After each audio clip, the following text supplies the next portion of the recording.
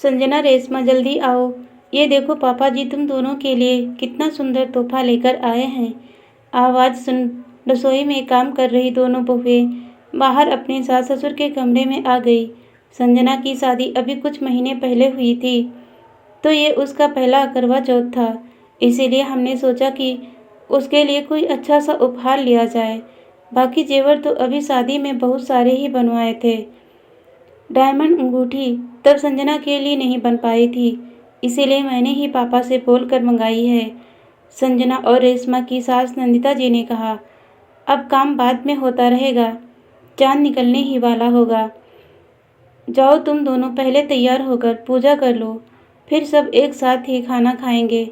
दोनों बहुओं को अंगूठी सौंपते हुए नंदिता जी ने कहा, संजना इस घर की छोटी बहू है, जिसकी शादी को अभी बस 6 महीने ही हुए हैं। अपने पहले करवा चौथ पर सास ससुर से इतना महंगा तोहफा प्यार स्वरूप पाकर उसकी तो खुशी का ठिकाना ही नहीं था। उसने तुरंत ही अपने मायके फ़ोन घुमाकर अपनी माँ से अपने नए घर और ससुराल वालों की खूब तारीफ करी। वहीं दूसरी तरफ रेशमा की शादी को काफ़ी साल हो चुके हैं। जब से उसे उसकी सास नंदिता जी ने अंगूठी थमाई है, उसे उसकी जरा सी भी खुशी नहीं थी। रह रहकर उसके दिमाग में बस अपनी देवरानी संजना को लेकर जलन होने लगती है। 6 साल हो गए हैं मेरी शादी के, ऐसे 6 करवा चौथ निकल गए, पर मुझे तो आज तक कभी किसी तीज त्योहार पर कभी कोई उपहार नहीं दिया। और अब जब लाडले बेटे की लाडली बहू आ गई है, तो उपहार आने शुरू हो गए। रेशमा ने तुरंत ही फ़ोन घुमाकर अपनी माँ को सारी बात बता दी। 2 बहुओं के हो जाने से ऐसी छोटी मोटी बातें तो घर में होती ही रहती हैं। अभी तो शुरुआत है, आगे चलकर ऐसे बहुत से मोड़ आएंगे। तुम घर की बड़ी बहू हो, थोड़ा बड़प्पन दिखाओ। और वैसे भी समधन जी ने अकेले संजना के लिए तो उपहार नहीं मंगाया, साथ में तुम्हारे लिए भी ठीक वैसे ही सेट मंगाई गई है। तो मुझे नहीं लगता तुम्हें कोई परेशानी होनी चाहिए। चांद निकल आया है, जाओ पूजा करो और इन सब बातों को अपने दिमाग में मत लाया करो, वरना नुकसान सिर्फ तुम्हारा होगा। रेशमा की माँ ने बोलकर फ़ोन काट दिया। हो, सब मुझे ही गलत समझते हैं। माँ, कम से कम तुम तो अपनी बेटी की भावनाओं को समझती। मुझे उपहार से परेशानी नहीं है, मुझे दुख इस बात का है कि अभी तक अपनी बड़ी बहू के लिए कोई उपहार आज तक क्यों नहीं आया। रेशमा ने रोते रोते अपने आप से कहा। तभी संजना ने आवाज़ दी, दीदी आप अभी तक तैयार नहीं हुई, चांद निकल आया है, जल्दी कीजिए, सब लोग आपका बाहर इंतज़ार कर रहे हैं। रेशमा जल्दी से तैयार होकर बाहर गई, पूजा किया, व्रत तोड़ा। सब लोग पूजा कर एक ही साथ खाना खाए। माँ, मेरे सारे दोस्त कॉफ़ी के लिए कैफ़े जा रहे हैं, मैं और संजना भी साथ होकर आते हैं, थोड़ी देर में आ जाएंगे। छोटा बेटा रवि अपनी माँ नंदिता जी से बोला, सब समझती हूँ मैं, सारे दोस्त जा रहे हैं, या तू अपनी पत्नी को लेकर जाना चाहता है। नंदिता जी ने हंसते हुए कहा, जल्दी घर आना और बहू से बोलना सारे जेवर उतार कर जाए, क्योंकि ज़माना सही नहीं और आने में रात भी हो जाएगी। उन दोनों के घर से जाने के बाद नंदिता जी ने बड़ी बहू रेशमा को अपने कमरे में बुलाया। कोई परेशानी है क्या? बड़ी बहू, शाम से ही तुम्हारे चेहरे पर सिकन देख रही हूँ। पहले से ही भरी रेशमा अपने गुस्से पर काबू न कर पाई और वो रोने लगी। माँ, इन 6 सालों में आपने एक बार भी मुझे कभी ये महसूस नहीं होने दिया कि मैं अपने माता पिता से दूर किसी एक नए घर में आई हूँ। हमेशा मुझे एक बेटी से ज़्यादा ही प्यार किया, फिर ये देवर जी की शादी हो जाने के बाद इस तरह का भेदभाव क्यों? आपने पहले तो कभी मुझे किसी त्योहार पर कोई उपहार आदि नहीं दिया, फिर अब क्यों? नंदिता जी की पारखी नज़र तो जो शाम से महसूस कर रही थी, वही बात सच निकली, क्योंकि तोहफा देने के बाद ही उनको अंदाज़ा हो गया था। उन्होंने रेशमा को अपने पास बिठाया और कहा, मैंने कभी भी अपने दोनों बच्चों में अंतर नहीं किया, तो फिर उनकी पत्नियों में क्यों करूँगी? तुम लोग बस मेरी बहू नहीं, मेरे घर की रौनक हो, मेरे घर की लक्ष्मी हो।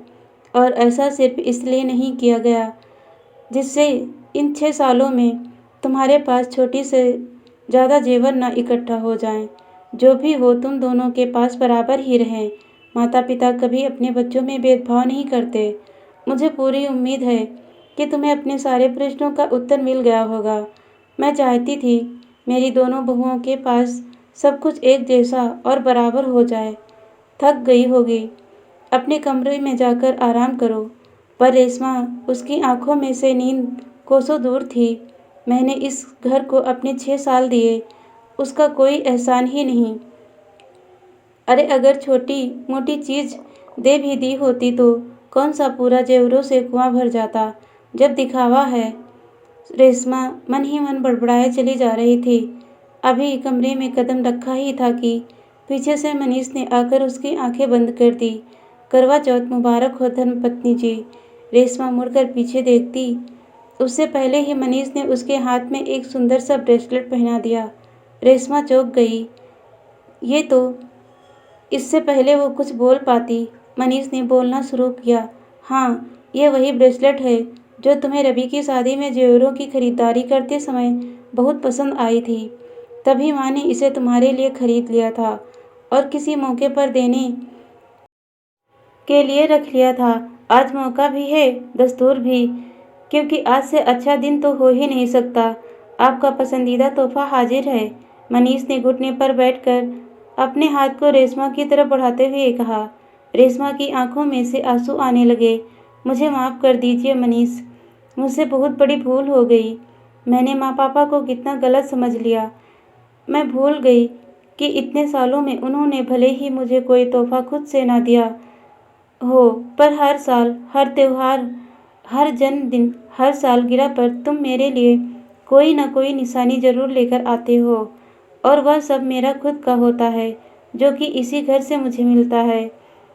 मैंने माँ से कितने रूखे अंदाज में बात की है, मेरे बारे में क्या सोच रही होंगी। रेशमा ने रोते रोते हुए कहा।